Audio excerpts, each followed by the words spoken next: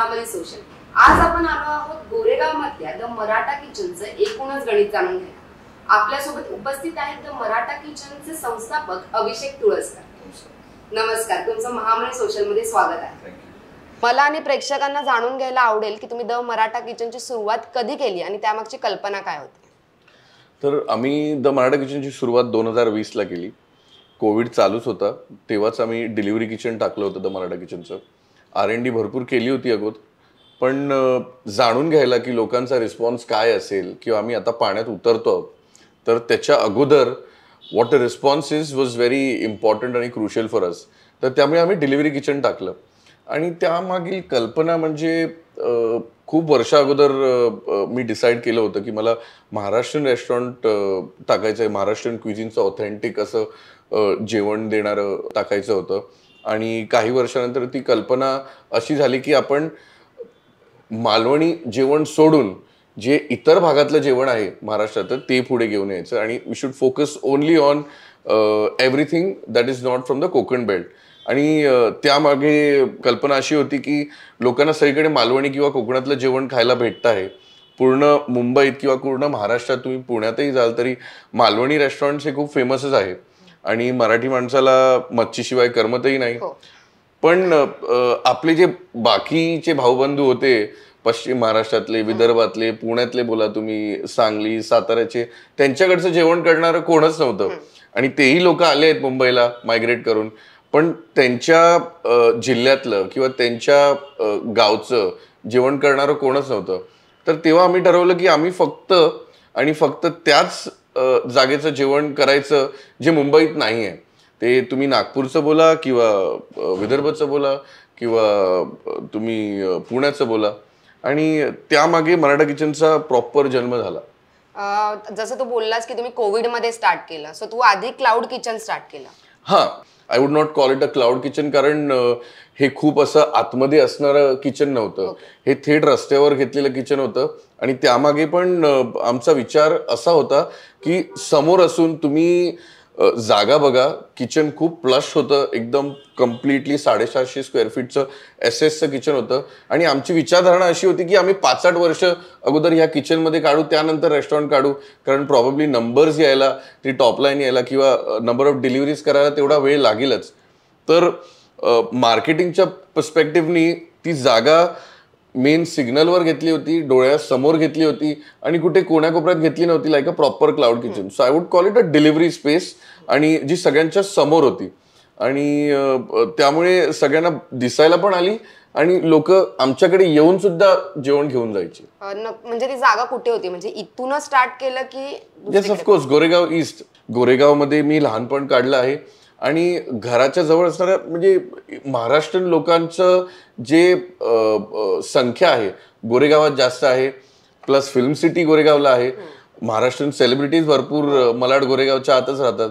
तर त्यामुळे मला असं होतं सारखं की गोरेगाव ईस्टमध्येच, कारण माझी आते किंवा काकांची मुलं वगैरे सगळे इथे राहतात. तर त्यामुळे मला इकडे जवळ करणं हे भागच होतं. म्हणजे म्हणून त्यामुळे प्रवासी इंडस्ट्रियल एस्टेटच्या बँक ऑपोजिटला सिग्नलवरच आमचं डिलिव्हरी किचन होतं. एकूण किती आउटलेट्स आहेत द मराठा किचनचे? द मराठा किचनचं हे पहिलं फ्लॅगशिप आउटलेट आहे गोरेगाव ईस्टला. सिंधुदुर्ग, कोकण, कोल्हापूर, विदर्भ असं वेगवेगळ्या भागातील पदार्थ तुमच्याकडे सर्व केले जातात. तर मग हे पदार्थ निवडताना तुला किती अभ्यास करावा लागला? तर अभ्यास आम्हाला खूप करावा लागला, कारण फक्त एका ठिकाणाचं जेवण नव्हतं. आणि आम्ही महाराष्ट्रातली सगळे पदार्थ एका छताखाली आणायचा प्रयत्न केला होता आणि तो प्रयत्न सक्सेसफुली झाला. It happened over a period of 5 to 8 years. It was not something की आम्ही 1-2 महिने फिरलो आणि तिसऱ्या महिन्यात जेवण तयार झालं, असं नाही. कारण आम्ही घरोघरी जाऊन लोकांकडे जेवण टेस्ट केलं, रेस्टॉरंट्समध्ये जेवण टेस्ट केलं, लोक रेस्टॉरंट्समध्ये काय देत आहेत ते टेस्ट करण्याचा प्रयत्न केला. हां, कोकण पट्ट्यात आम्ही जास्त फिरलो नाही. देवगडला फक्त दगडासाठी गेलो होतो, चिऱ्यासाठी. पण अपार्ट फ्रॉम दॅट कोकण पट्ट्यावर आम्ही जास्त फिरलो नाही. आम्ही कोकणपट्टा सोडून बाकी पूर्ण महाराष्ट्र छान मारला जेवणासाठी. ओके, मग अजून कोणकोणत्या भागातील पदार्थ या मेन्यू मध्ये ऍड होणार आहेत? अजून सध्या तरी आम्ही आता रिसेंटली तर आम्ही काय करतो, दरवर्षी एक टूर काढतो. 10 दिवसाची एक टूर असते. Like I said, we go where the road takes us. तर ह्या वर्षाची टूर झालेली आहे आणि जसं मी तुम्हाला माहिती आहे की आम्ही नवीन माळा उघडलाय. माळ्याबरोबर आम्ही एक नवीन क्विझिन असं नाही, पण एक जेवण बनवण्याचा एक नवीन प्रकार किंवा नवीन पदार्थ आम्ही इंट्रोड्यूस करणार आहे. भाजलेले प्रकार आम्ही इंट्रोड्यूस करणार आहोत आणि काही आयटम विदर्भातले आम्ही वाढवले आहे, जसं खरडा वगैरे वाढवलेला आहे. आणि मेन म्हणजे चुलीत कसं आपण जेवण बनवतो, ऑब्व्हियसली इकडे चूल यूज नाही करू शकत, तर आम्ही कोळसावर भाजलेले जेवण इथे सर्व करणार आहोत. जसं भाजलेली रान, कोंबडी भाजलेली, अख्खी भाजलेली अखंड सुरमई, हे सगळे प्रकार आम्ही सुरू करणार आहोत खूपच लवकर. या जागेत एकूण एका वेळी किती माणसं बसून जेवणाचा आनंद घेऊ शकतात? म्हणजे रेस्टॉरंट किती सीटर असावं असं कधी वाटलं? Like I said, we started small with a delivery kitchen. त्यानंतर मी जागा अशी शोधली की where I am able to extend level of seating. तर वी स्टार्टेड विथ 45 कवर्स अगोदर. आता वी आर 90+ कवर्स रेस्टॉरंट, तर एका वेळेला 90+ लोक बसून जेवू शकतात. जागा ठरवताना सबअर्ब्स मध्येच का ठरवली, म्हणजे इतर ठिकाणी का नाही? तर see obviously every business, I would not call it your business, every venture किंवा हे जे Maratha kitchen, it's my baby. तुम्ही जास्त लांब तुमच्या मुलांपासून राहू नाही शकत, म्हणून मी राहतो बोरिवलीला आणि ह्या ट्रॅफिकमध्ये, मुंबईच्या ट्रॅफिकमध्ये कुठेही 1-1.5 तास लावून पोचणं म्हणजे पॉसिबलच नव्हतं. अंधेरी डोक्यात आलं होतं, पण अंधेरीपर्यंत पोचायला 45-50 मिनिट्स, 1 तासही लागू शकतात. तुम्ही मेट्रो पकडा किंवा तुम्ही ट्रेन पकडा, you need to get to a destination, तुम्हाला 1 तास लागेलच अंधेरीपर्यंतच पोचायला. तर मला अशी कोणती तरी लोकेशन पाहिजे होती जिथे मी ट्रेनमधनं 10-15 मिनिटात पोहोचू शकतो किंवा रोडने गेले तर 20-25 मिनिटात पोहोचू शकतो. So Goregaon was my best choice, which was closer to my home. आणि इनिशियल इयर्समध्ये तुम्हाला तुमच्या बिझनेस प्लेसच्या किंवा तुमच्या ब्रेन चाइल्डच्या जवळ असणं खूप इट्स व्हेरी क्रुशियल, खूप इम्पॉर्टंट आहे ते. जेव्हा तू द मराठा किचन सुरू केलं तेव्हा तुला कोणाकोणाची मदत होती की तू एकटं सर्व केलं? नाही, हे मूल वाढवणं जसं it takes a village to grow a child, तसंच आहे. This place had a lot of important people in my life who supported me. Most importantly, my parents, my in-laws, आणि very most importantly, मराठा किचनची एक crucial part माझी wife मेघना आहे, जी माझ्या बरोबर मराठा किचन चालवते. She takes care of the major marketing part, which is very crucial these days. तर ती ते बघते, फायनान्सेस बघते आणि तिच्यामुळे आज मराठा किचन मी सुरू करू शकलो, कारण I have been doing service all this while. पण she was the one who pushed me to do it earlier. आणि प्रॉब्ली आणि कोविड झालं, त्यामुळे तिचा सपोर्ट आणि तिचा पाठिंबा भरपूर होता मराठा किचन उघडण्यापाठी. द मराठा किचन सुरू करण्याआधी तू काय करत होतास? जस्ट बिफोर मराठा किचन सुरू झालं, I was vice president operations pan India for Vits Kamats group.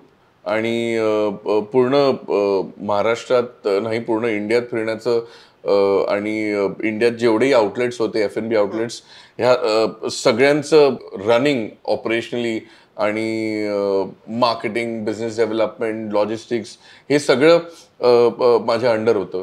So I was with Vits Kamats group just before Covid और just before the Maratha Kitchen started. मग जेव्हा तू सुरुवात केली तेव्हा आता हॉटेल मॅनेजमेंट केलेस, राईट? करेक्ट. मग तुला तर माहितच असेल की रेस्टॉरंट आणि बार उघडला तर फायदाच फायदा होतो. मग तुला असं नाही वाटलं का की आपण दोन्ही सुरुवात करू शकतो? एकांतर रेस्टॉरंट मॅनेजमेंट किंवा हॉटेल मॅनेजमेंट पैकी दोघांपैकी काही गोष्टींच्या बेसिक्स ज्या आहेत ते हॉटेल मॅनेजमेंट स्कूल किंवा कॉलेजमध्ये शिकवली जातात. तो एक बबल असतो जो बेसिक्समुळे तुम्ही 1-2 वर्ष काढू शकता, ठीक आहे. त्या 2 वर्षानंतर तुम्ही एंटर करता into the real world of hospitality. You realise that things are very much different here. It's not what was taught in college, आणि हा डिफरंट बॉल गेम आहे all together.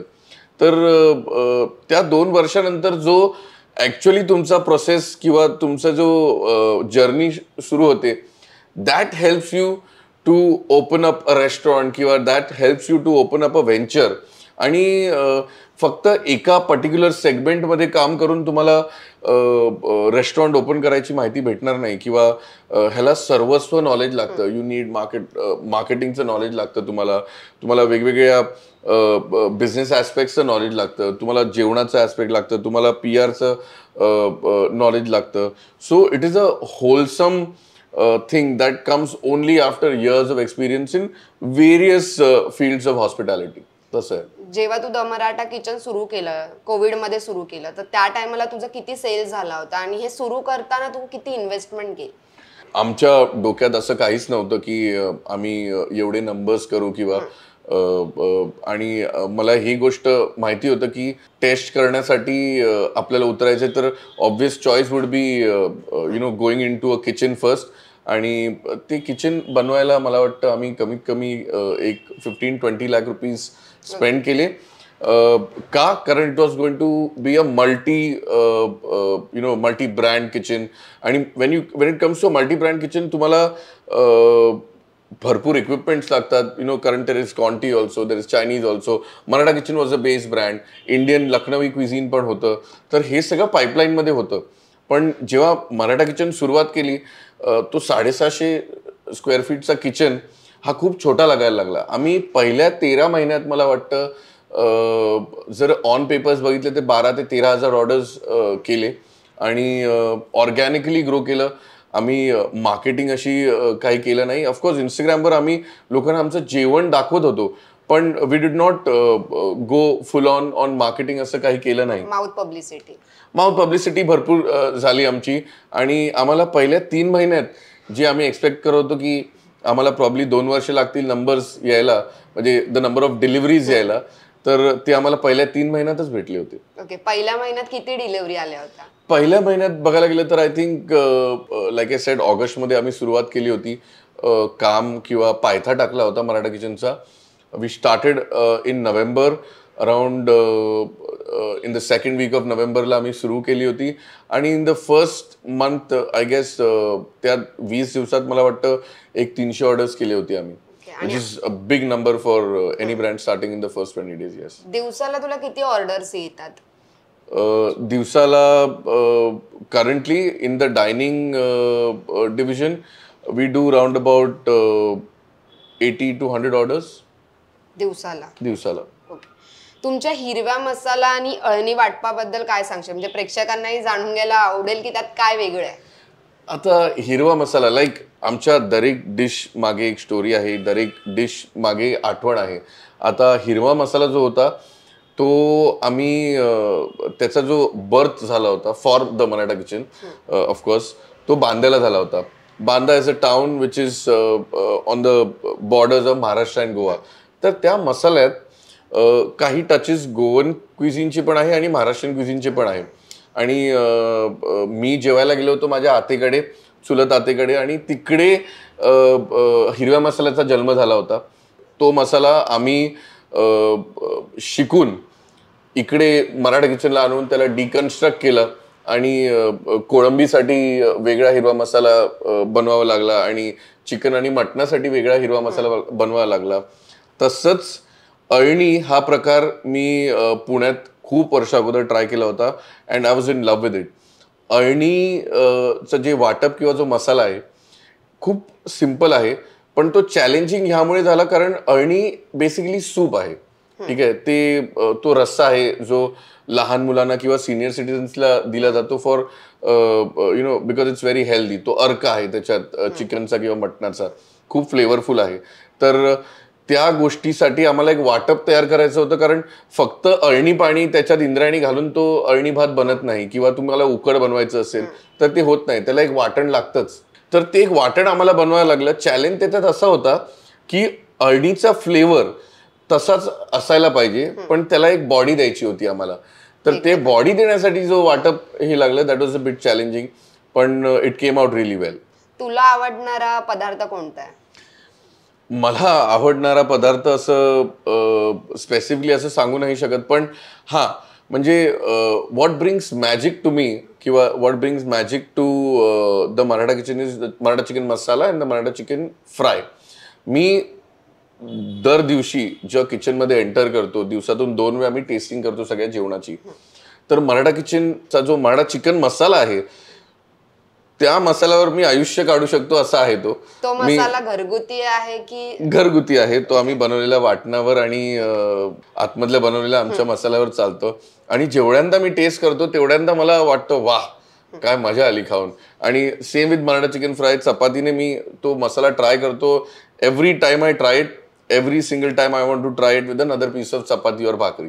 So these two dishes I think are one of my favorites here. आता इकडे वेगवेगळे पदार्थ आणि थाळी दोन्ही म्हणजे कोणत्या पदार्थांना जास्त मागणी येते? ऑब्व्हियसली महाराष्ट्रीयन रेस्टॉरंट आहे तर थाळी खाण्याची जी मजा आहे ती बाकी सगळे रेस्टॉरंट मध्ये जे आला कार्ट जेवण भेटतं तसं इकडे थाळी खाण्याची मजा आहे ती वेगळीच आहे. तर ऑफकोर्स आमचे मराठा चिकन थाळी, मराठा मटन थाळी हे सगळ्यात जास्त मूव्ह करतात.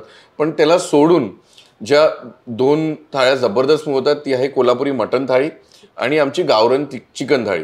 थाळींमध्ये बघायला गेलं तर ह्या दोन्ही थाळ्या जबरदस्त मूव्ह होतात.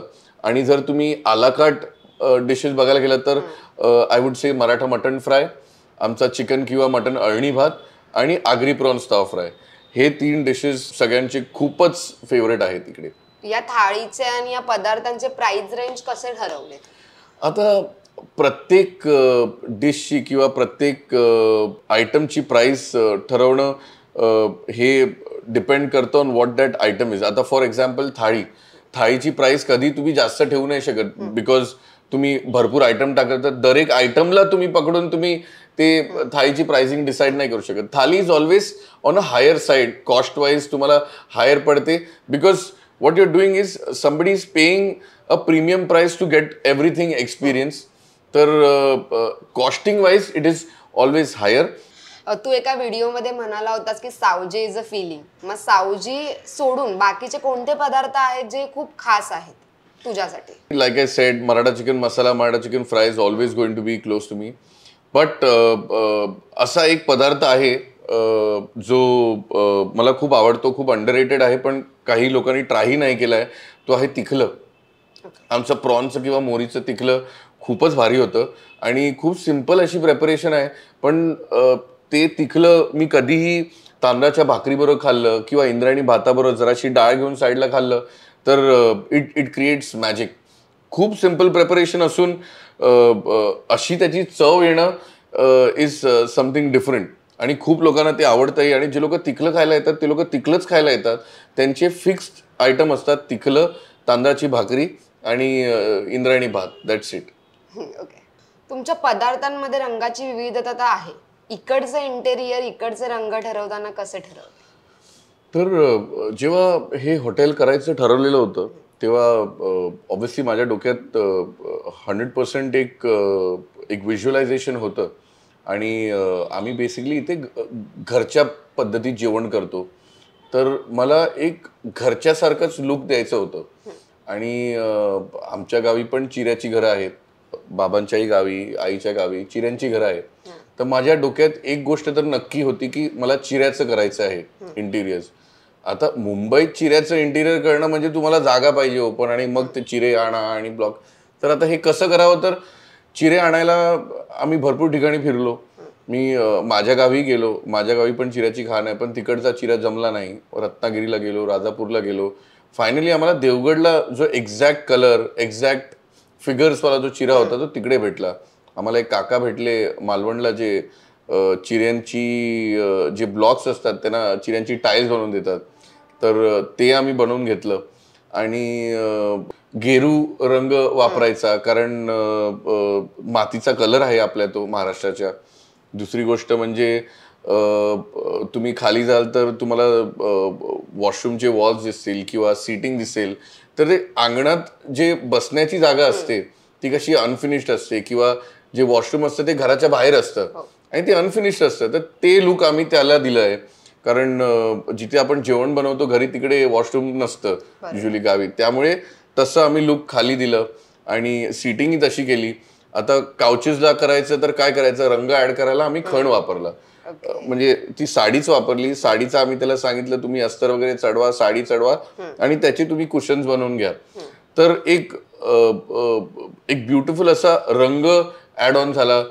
चिऱ्याला आणि कौलाचा जो कलर आहे किंवा गेरूचा जो कलर आहे, टेराकोटा जो म्हणतात, आणि त्याच्यात ग्रे अनफिनिश्ड लुक बाहेरच्या बांधकामाचा, तर असं सगळं करून हे माझ्या डोक्यात होतं. प्लस आपण जेव्हा गावच्या घरी जातो तिकडे विंडोज कसे बनलेले असतात, खडबडी असते त्याची स्टाईल, आणि मला व्यवस्थित आठवतं कारण आपण चार्जिंगला मोबाईल ठेवला तर त्या पट्ट्यावरच ठेवतो मोबाईल चार्जिंगला, तर तसंच ते सगळं आम्हाला करायचं होतं.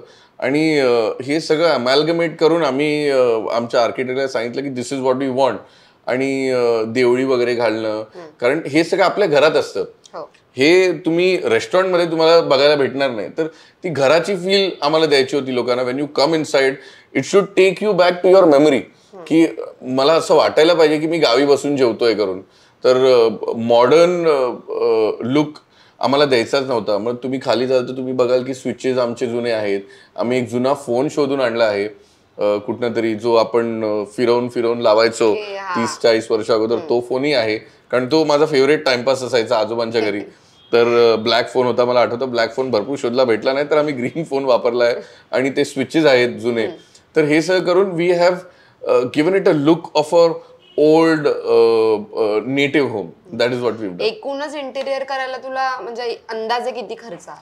आता इंटिरियर जर तुम्हाला बघायला भेटेल तर खूपच सिम्पल आहे आणि खूप साजूक आहे, पण त्याला करायला जेवढं मेहनत लागते, वेळ लागतो आणि पैसे लागते ते खूप जास्त होते. आणि if I give you an estimate, फक्त जर तुम्ही सिव्हिल आणि समजा प्लंबिंग आणि डिझाईन वगैरेचा एक्सपेन्स वगैरे पकडला, कारण आम्ही सगळीकडे हे वापरलं आहे, लाकूड, सागाचं लाकूड वापरलं आहे. तर फर्निचर वगैरे हे पकडून you can always consider somewhere around 30-35 lakhs minimum तर तुम्हाला लागणारच आहेत to do something like this. Okay. इथे येऊन ग्राहक जास्त जेवणाला प्रतिसाद देतात की होम डिलिव्हरीजना? आमच्याकडे होम डिलिव्हरीज पेक्षा डायनिंग इन वर आम्ही जास्त कॉन्सन्ट्रेट करतो, कारण हे जेवण जे इथे खाण्यात मजा आहे ती घरी खाण्यात नाही आहे. तुमच्या समोर जे थाळी येते, जी गरम गरम तांबडा पांढरा रस्सा येतो किंवा अळणी सूप येतं, ते इकडे वाटीतून प्यायला, ती मजा घरी नाहीच आहे. म्हणजे ओके. झोमॅटो आणि स्विगीवर तुम्ही जर होम डिलिव्हरीज करता किंवा डिलिव्हरी देताय, तर तुम्हाला एकूण मार्जिन किती मिळतं तुमच्या पदार्थांमध्ये? तर आम्ही बेसिकली झोमॅटो स्विगीवर नाही आहोत. तुम्ही झोमॅटो स्विगीवर नाही आहोत. Okay. So there are 2 reasons to do this. पहिली गोष्ट म्हणजे येस वी डू डिलिव्हरीज आणि आम्ही थ्राईव्हवर करतो. मी तुम्हाला का आता हे सांगतो. आता तुम्ही झोमॅटो किंवा स्विगीवर जाल तर 100 रुपयामधले तुम्हाला 35 रुपये त्यांना द्यावे लागतात दर ऑर्डरला. हा, तर that is what their percent of commission is. It is around 30-35%. If you are a really exclusive brand probably ते लोक 5% कमी करतील, पण त्याच्याहून जास्त नाही. आता 30-35% देऊन क्वालिटी मेंटेन करणं, स्टाफचा सॅलरीज काढणं, हे सगळं इट्स नॉट फिजिबल. आणि वेअर आमचा ब्रँड जो आहे, जिथे शेंगदाण्याचं तेल वापरलं जातं, हँड प्लॉक्ड गार्लिक असते, आणि या सगळ्या गोष्टींना प्रीमियम प्राइस द्यावी लागते किंवा प्रीमियम एक कॉस्ट लागतं. आमचं food cost is only about 35-38%. तर ह्या गोष्टीत वी कॅनॉट अफोर्ड की आम्ही हे जेवण घरोघरी पोचव करून. So that is why we are on Thrive. आता थ्राईव्हची जी लिंक आहे ती आम्ही लोकांपर्यंत पोचवली आहे, आणि वेबसाईटचं जे ऑप्शन आहे गुगलवर, तिकडनं तुम्ही ऑर्डर करू शकता. Thrive charges is only 3%. Okay. So 3% कुठे आणि 30% कुठे, 10 पट झोमॅटो किंवा स्विगीला द्यायला लागतं. पण we were earlier while during delivery आम्ही झोमॅटो स्विगीवर होतो तेव्हा आमच्याकडे काही नाही तरी 25 लोक होते जे दररोज ऑर्डर करायचे लंच आणि डिनर. तर आमची याची इच्छा आहे, आता पण सध्या आहेत जे लोक दररोज ऑर्डर करतात, वर्षातून 330 दिवस त्यांचं जेवण आमच्याकडनं असतं. अशी लोक आहेत, पण ते आता त्यांची संख्या कमी झाली आहे, कारण 35 पासनं किंवा 20 पासनं ती संख्या आता 10 वर आली आहे. 10च लोक आहेत जे लोक दररोज आमच्याकडनं जेवण खातात. का? कारण इज ऑफ ऍक्सेस आहे. आता घरोघरी आम्हाला ते जेवण पोचवायचं आहे परत. त्यासाठी आम्ही कन्सिडर करतो आहे की आम्ही परत स्विगी किंवा झोमॅटोवर जाऊ. बट ह्या सगळ्या गोष्टी पाईपलाईनवर आहे, थॉट प्रोसेस चालू आहे, कारण डेफिनेटली तिकडे आमचं जेवण प्लस अनदर थिंग इज तिकडे क्विक जे जेवण असतं ना ते जास्त चालतं झोमॅटो स्विगीवर. आमचं जेवण तसं नाहीये. आमचं जेवण ते पॅन मध्ये तेल कांदा जिंजर गार्लिक पेस्ट जाण्यापासून सुरू होतं. तर it is kind of difficult to get this kind of food quickly to everybody who wants it. जसं तू मगाशी म्हणालास की तुम्ही आधी क्लाउड किचन टाईप स्टार्ट केलं होतं, मग तेव्हा तुम्ही स्विगी आणि झोमॅटोवर ऑर्डर देत होतात बरोबर. सो तेव्हा तुम्ही लॉस मध्ये होतात की प्रॉफिट मध्ये होतात? वी वर ऍक्च्युली ऑब्व्हियसली तुम्ही कधीही कोणताही बिझनेस सुरू करता तर आणि आम्ही तर कोविडमध्ये केला होता, नोकऱ्या वगैरे काही नव्हत्या आणि त्या बेसिसवर वी वर एक्सपेक्टिंग की ऍटलिस्ट काही नाही तरी 10% तरी यायला पाहिजे. पण आमचा हट्ट असा होता की आम्हाला क्वालिटी तर मेंटेन करायचीच आहे काही झालं तरी. त्यातनं सी फूडचा कॉस्ट, मटणाचा कॉस्ट हे सगळं त्यात प्राइसिंग वगैरे व्यवस्थित केली होती. पण बिकॉज आमची फूड कॉस्ट हाय होती तर तिकडे आम्हाला प्रॉफिट्स असे झाले नाही आणि we were not able to make even 10% because 35%च तिकडे जात होते. 35-38% आमची फूड कॉस्ट, त्यातनं स्टाफचा खर्च, रेंट, भाडं, इलेक्ट्रिसिटी कॉस्ट पकडून we were barely left with anything. So ते करणं बिझनेस करणं was not feasible for a brand like this किंवा with a brand with this kind of food cost. Okay. एक industries बघता आता तुझं रेंट, प्रोडक्शन, त्याच्यानंतर पदार्थांची कॉस्ट, त्यानंतर मॅन पॉवर, हे सगळं कसं म्हणजे किती % तुला प्रॉफिट होतं? तर हे बघा ideally the ideal profit margin that should be there say in a veg non veg brand should not be less than 20%. ते आहे जर तुम्हाला रिटर्न ऑन इन्व्हेस्टमेंट पाहिजे, 3 वर्षात रिटर्न ऑन इन्व्हेस्टमेंट पाहिजे तर. आता आमचं विजन जरा वेगळं आहे ब्रँडसाठी. तर we are not looking to hurry on return on investment. जे पैसे घातले आम्हाला ते रिटर्न इमिजिएटली पाहिजे असं नाहीये. आम्हाला बेसिकली हे जेवण जे आहे ते मॅक्झिमम लोकांकडे पोचवायचं आहे. तर ह्या ज्या सगळे कॉस्ट असतात त्यांचं बेसिक थंब रूल आहे. आमचं मी एक गोष्ट तुमच्याबरोबर शेअर करतो. Rent is around 10%. The HR cost और द लेबर कॉस्ट म्हणजे जेवढे स्टाफला सांभाळण्यासाठी एक्सपेन्स जातो दॅट इज अराउंड 18 to 18.5, 19% आहे. The food cost is around 35-36%. Marketing cost तुम्ही पकडात तर एक 2 ते 3% आहे. Maintenance cost is around another 3 to 4%. Non food जे आहे म्हणजे ज्याच्यात तुमचं क्लिनिंग इक्विपमेंट आलं, तुमचं पार्सलचे हे आलं, तुम्हाला साफसफाई करण्यासाठी तुम्हाला लिक्विड्स लागतात, तुम्हाला स्क्रब्स लागतात पूर्ण मेंटेन करा, त्याच्यासाठी एक 5 ते 6% पकडा. नंतर गॅस आणि फ्यूल म्हणजे गॅस आणि पॉवर म्हणजे तुम्हाला सिलेंडर लागतो, तुम्हाला इलेक्ट्रिसिटी लागते, या गोष्टीसाठी एक 10% पकडून झाला.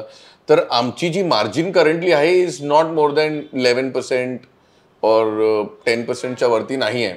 But we are working it as per our requirement, as per our vision. You need not have low margins as this. It's not really compulsory. हे बेसिक स्टँडर्ड असतात. हे 10% वर तुमचं रेंट असायलाच पाहिजे, 10% जास्त नसायला पाहिजे, 16 to 18% वर तुमचं HR कॉस्ट संपायला पाहिजे, 5% वर तुमचं फ्यूल, 5% वर इलेक्ट्रिसिटी, 2 to 3% वर मार्केटिंग. आजकाल लोक मार्केटिंगवर जास्त पैसे घालतात, तिकडे 2 ते 3%च्या जागेवर 5 to 7% घालतात because marketing is getting them that kind of revenues top line. So they are running behind that. So मध्यंतरी असं तुम्ही बघाल तर इंस्टाग्रामवर लोक भरपूर व्हिडिओज वगैरे टाकतात, आम्हीही टाकतो. पण आमचं जे बजेट आहे ते it's not very exorbitant as such. आमचा सिम्पल फंडा आहे. For the first 5 years we just want to make sure की आमचं जेवण लोकांपर्यंत मॅक्झिमम लोकांकडे पोचायला पाहिजे असं.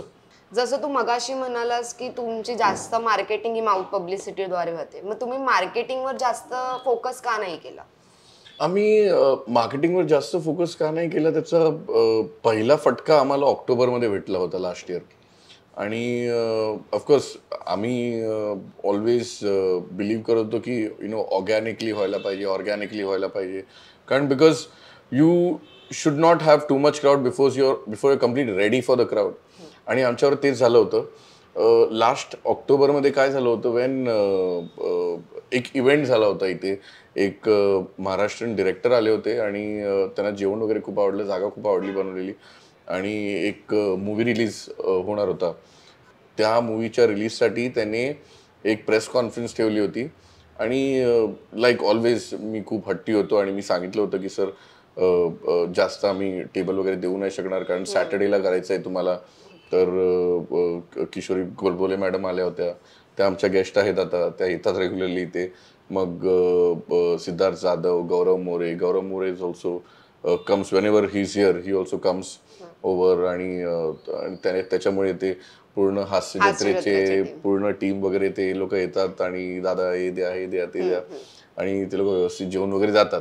तर त्यामुळे तेव्हा काय झालं होतं, आणि राजश्री मराठीवाले आले होते आणि हे सगळे एकत्र आले होते. आणि त्याच्यानंतरच आम्ही एक रील टाकली होती जी which touched around about 1.3-1.4 million I guess.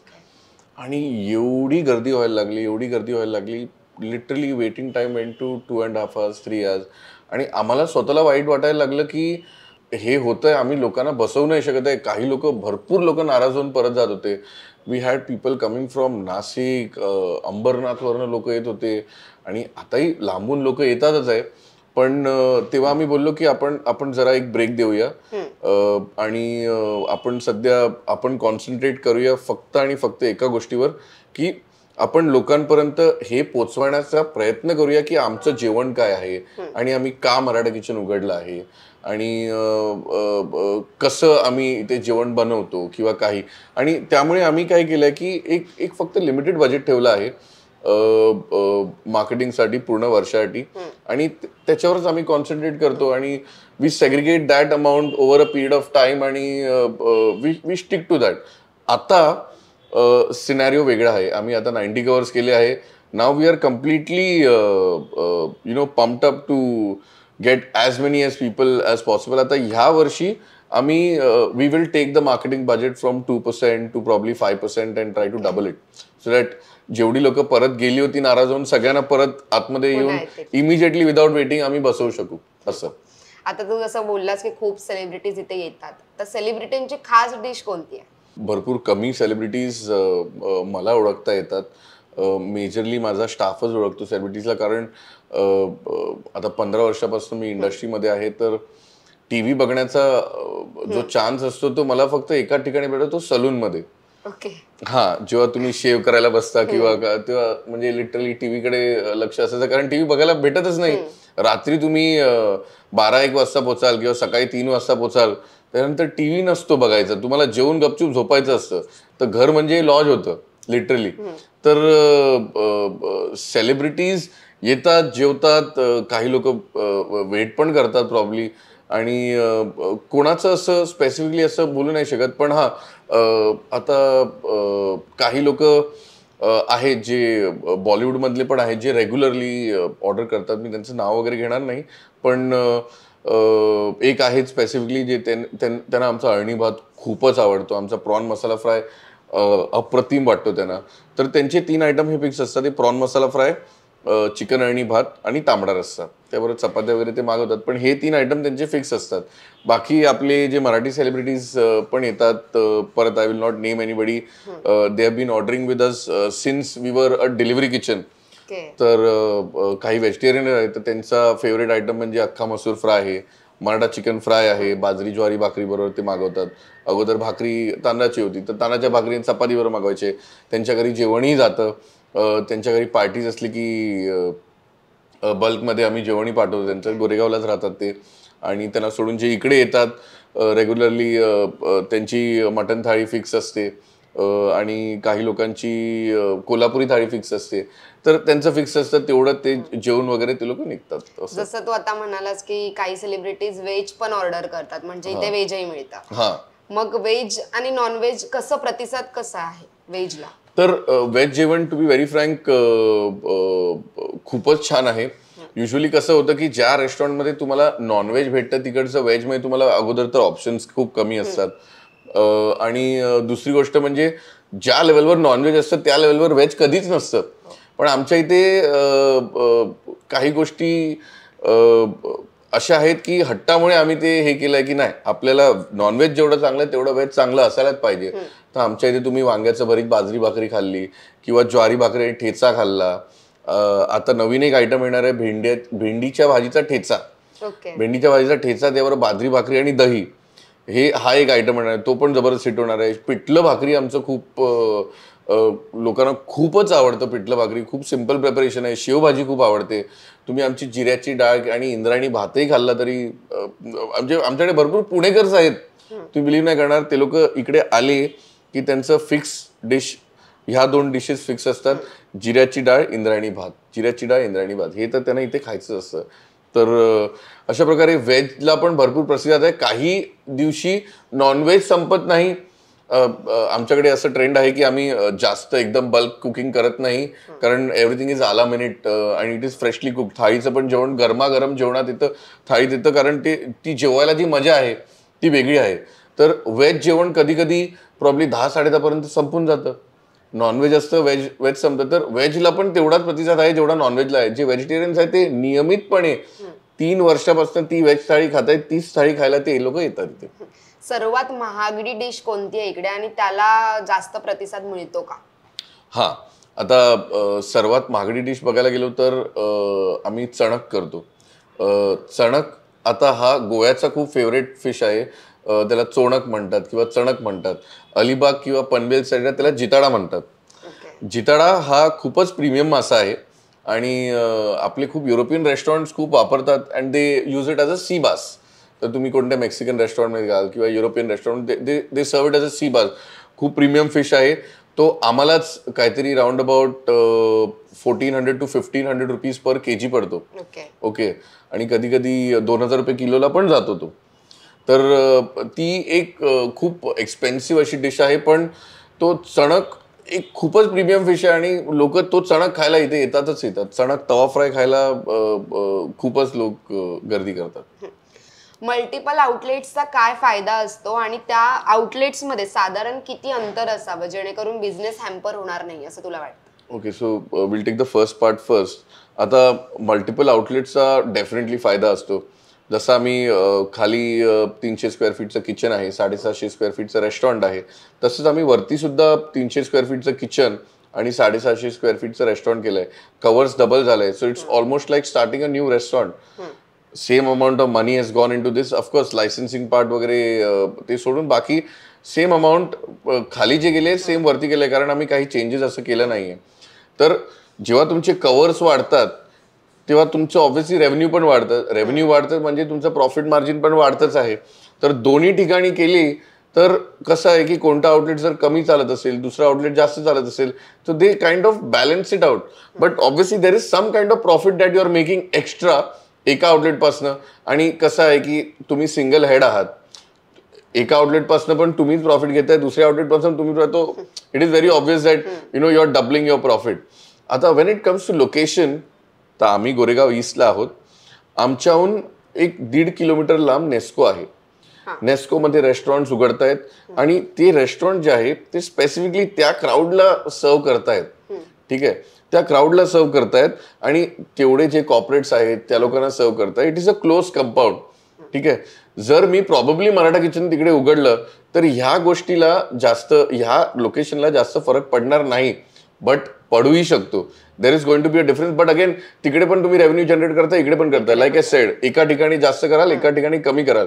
But ideally माझ्या हिशोबाने if it is a premium brand तर मला वाटतं की कमीत कमी एक 8 ते 10 किलोमीटरचं अंतर तर असावंच पाहिजे. कारण see food is a destination. Like you guys travel all across Maharashtra and तुम्हाला लोकेशन्स येतात की तिकडे जावा, इकडे जावा. आणि लोक लिटरली, फॉर एक्झाम्पल नगरला एक हॉटेल आहे, मी नाव नाही घेणार अगेन, बट तिकडे लोक ट्रॅव्हल करून जातात. मुंबईहून काही लोक ट्रॅव्हल करून जातात आणि तुम्ही कुठेही ट्रॅव्हल करायचं, तुम्ही त्या रेस्टॉरंटला येता आणि ती एक स्पेसिफिक डिश खायलाच तिकडे जातात. तर तसं travelling, food is a destination. तर 10 किलोमीटर ट्रॅव्हल करणं डिनरच्या वेळेला it's okay is what I guess. तर मला वाटतं की डिस्टन्स एक पर्टिक्युलर टार्गेट सेगमेंटवर डिपेंड आहे.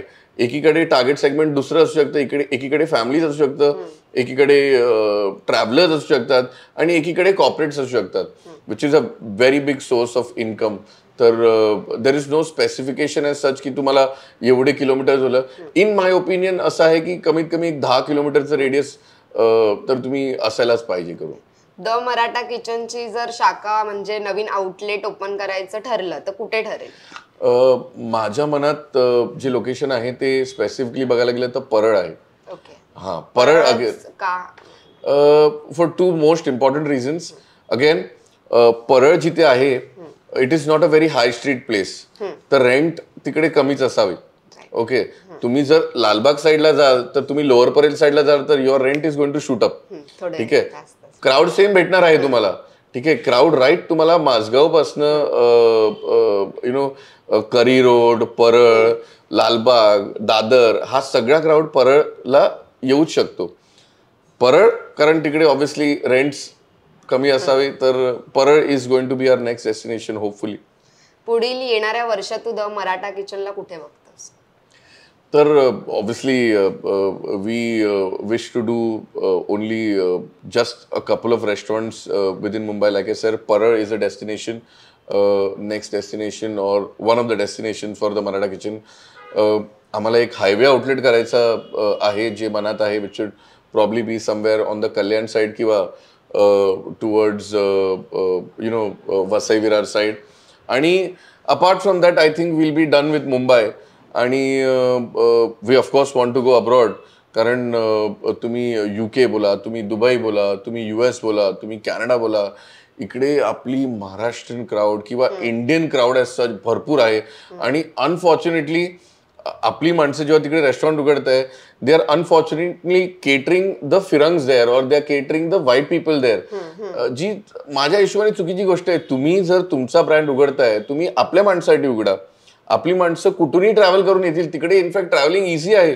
तुम्हाला जर 500 किलोमीटर करायचे इंडियामध्ये तुम्हाला 12 तास लागतील, तिकडे 6 तासात पोचाल.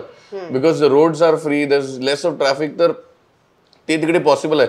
तर लोक ट्रॅव्हल करून येतील. जसं मुंबईतली लोक ट्रॅव्हल करून पुणे सातारा रोडला जात आहेत, एका प्रॉब्ली चूल मटणला किंवा तोरणाला जात आहे, तर कुठे जात आहे, तर इकडनं ट्रॅव्हल करून तुम्ही बघाल तर 15 ऑगस्टला तिकडे MH47 आणि MH4च्या गाड्या जास्त भेटतील पुणे सातारा रोडला.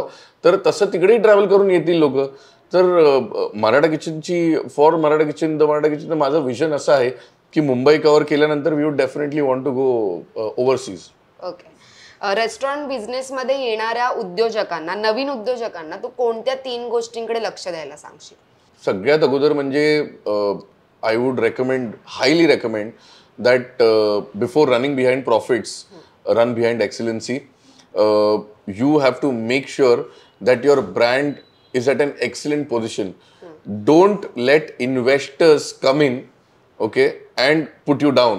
Investors ला अशा लेवलवर तुम्ही आतमध्ये यायला द्या ज्या वेळेला तुम्ही डिक्टेट कराल की these are my terms, if you wish to come you please come, if not thank you, bye bye. So that is the first thing. Do not run behind getting investors or getting money or getting funding. Get to a position, that's first. Second thing, staff is your backbone. तर सगळ्यात अगोदर त्या कस्टमरची तुम्ही काळजी घ्या. हे जे internal customers आहेत तुमचे, स्टाफ, ह्यांची सगळ्यात जास्त जेवढी होईल शकेल तेवढी काळजी घ्या, कारण तुमचा बॅकबोन त्याच्यावरती आहे. उद्या जर तुमच्या किचन मधली 4 पोळं पळाली किंवा तुमच्या सर्व्हिस मधली 4 पोळं पळाली तर ना तुम्ही जेवण बनवू शकाल ना तुम्ही सर्व्हिस करू शकाल. तर ह्यांची सगळ्यात जास्त काळजी घ्या. आणि तिसरं आणि मोस्ट इम्पॉर्टंट पार्ट म्हणजे तुम्हाला जर ग्रोथ पाहिजे असेल, it is very good, it is very ambitious to run towards growth, but you have to do it slow and steadily, because एका आउटलेटला किंवा एका पोराला वाढवण्यापर्यंत जेवढी मेहनत जाते त्याच्या अगोदर दुसरा पोरगा करणं म्हणजे इट इज डिफिकल्ट. आज हम दो हमारा एक वाला सीन आहे. तर before you have a second child I would highly recommend की तुम्ही पहिल्या चाइल्डला सेल्फ सफिशियंट बनवा आणि then you go for a second child. Growth is good, ambitious is good, but you cannot go on a fast track with that. Cloud kitchen आणि the Maratha restaurant हे start केलं तेव्हापासून ते आतापर्यंतचं प्रॉफिट मार्जिन किती टक्क्यांनी वाढलं? आता ऑब्व्हियसली जर आपण पहिला क्वार्टर आम्ही फेब्रुवारी 2021 मध्ये सुरू केलं होतं आणि तेव्हापासून जर असं बघायला गेलं तर in the first quarter third quarter compare केला तर वी आर 300 to 350% जंप होता. So that is a drastic jump really for the first February, March, April compared to the next 2 quarters एवढा होता. The next quarter immediately obviously we did 150 to 200%. आणि first quarter compared to the third quarter it was at least 300-350% चा jump होता. तेव्हापासून ते आतापर्यंतचा प्रवास तुझा कसा होता आणि त्यात कोणत्या अडचणी तुला आल्या? अडचणी मला मेजरली ज्या आल्या होत्या त्या अशा होत्या की when you are running a restaurant for somebody else आणि जेव्हा तुम्ही स्वतः काहीतरी बनवून सुरू करताय तर तुम्हाला मेजर इश्यू येतो तो फायनान्सेसचा असतो. When you don't have a investor in place और you don't have a godfather whose जे पंप करतायत पैसे तुमच्यावर, तुम्ही मागितल्याने दिले for something that you need to do, तर त्या सगळ्या गोष्टीला स्वतःहून करणं म्हणजे फार अवघड होतं. आणि कोणतीही गोष्ट चेंज करायची असली तर त्या गोष्टीसाठी तुम्हाला विचार करावा लागतो की whether it is required right now or not. We know that it's important आणि हे करणं गरजेचं आहे, पण can we do without it, तो प्रश्न एक सारखा पडायचा मला, अजूनही पडतो. तर ते खूप एक डिफिकल्ट पॅच होता. मग आजपासून आपण खूप गप्पा मारल्यात. आता आपण शेवटच्या प्रश्नाकडे वळूया की एक मराठी उद्योजक म्हणून तुम्ही प्रेक्षकांना आणि मराठी उद्योजकांना, नव्या उद्योजकांना काय सल्ला देशाल? I come from a family where my father has been doing service all his life. माझा भाऊही आहे, तो पण इंडियामध्ये राहत नाही, पण he is in Canada, Canadian citizen आहे, तिकडे पण तो सर्व्हिस मध्येच आहे. आणि all my life my father is always told me की सर्व्हिस मध्ये लक्ष दे आणि ट्राय टू बी कन्सिस्टंट. आणि yes, I was consistent for a while, but I was always a dream चेसर.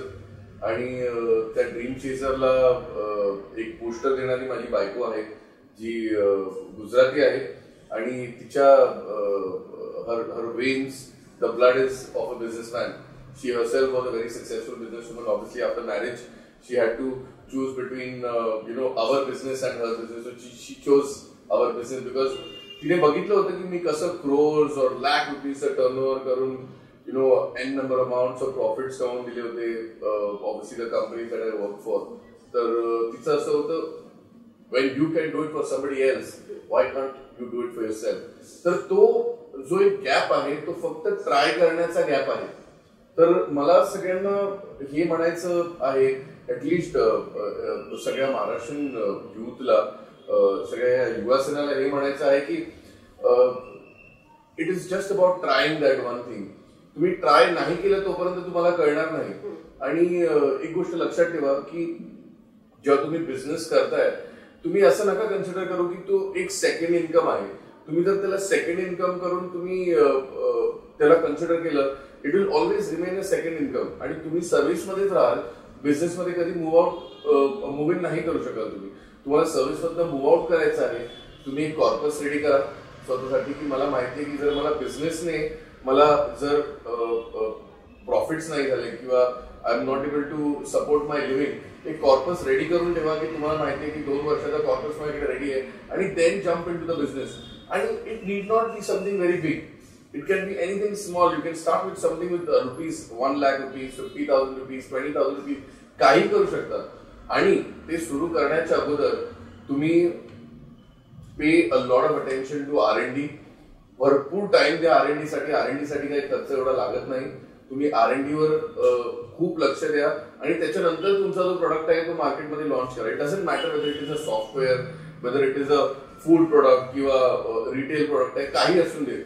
जेवढी R&D तुम्ही कराल तेवढी तुमच्यासाठी बेटर होईल. आणि त्या बिझनेसमध्ये घुसण्याच्या अगोदर, त्या बिझनेस सुरू करण्याच्या अगोदर त्या बिझनेसचे सर्व ऍस्पेक्ट हे शिकून घ्या.